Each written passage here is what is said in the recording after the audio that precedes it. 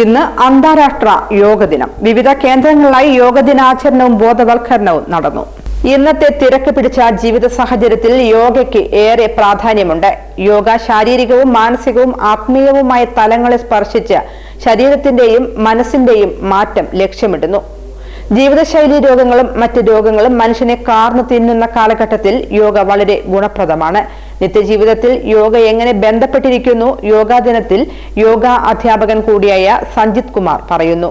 ഇന്ന് 11ാമത് international yoga day ആണ്. ഇന്ന് ലോകം മുഴുവൻ യോഗ ആചരിച്ചുകൊണ്ടിരിക്കുന്നു.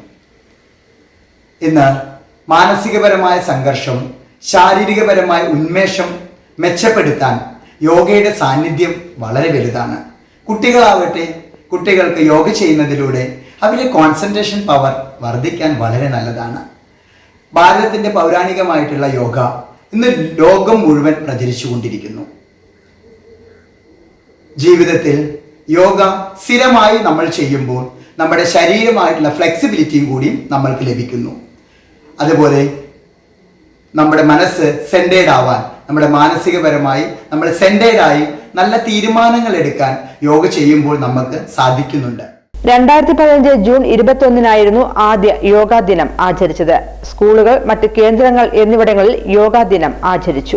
Hold 2, breathe in 2, 3, 4.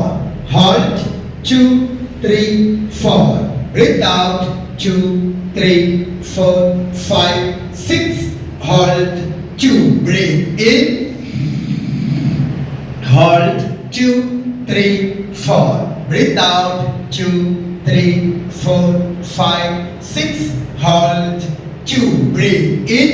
ഉച്ചശ്വാസം ഉള്ളിലേക്ക് 2, 3, 4. Breathe out.